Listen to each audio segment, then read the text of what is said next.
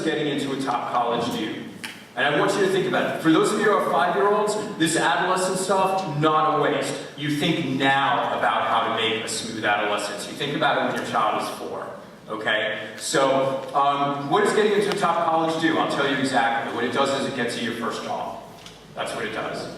You get your first job depending on which college you go to, because the recruiters from the top companies or top schools will go to that top college. How long does this generation of kids stay at their first job? Do you know? 2 years. It's a little bit under 2 years. I'm in the 28th year of my first job, right? It is a different world, all right? And then what gets you your second job?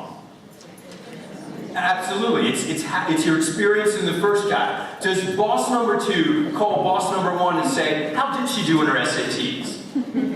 Tell me, did she make captain of the soccer team? That's not what they ask. What kind of questions do they ask?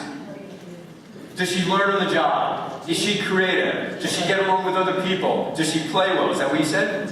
Team player. Is she a team player? And most importantly because life is changing so dramatically. In medicine now, I will tell you that if you are quoting research that's 10 years old, people laugh at you. Right? It's all about learning what's happening now. It's all about learning on the job. It's about equipping your kids with the ability to learn on the job, and that means that they have to continue to have a love of education. How do colleges begin? What's the first day of, I'm an Ivy League professor, don't forget. What's the first day of class like? All the kids raise their hand and they say, how do you get an A?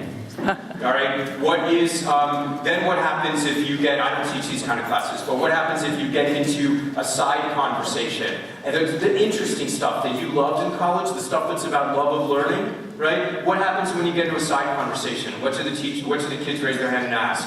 Is this on the test? This is devastatingly bad for America and for our children, and we're doing it to them.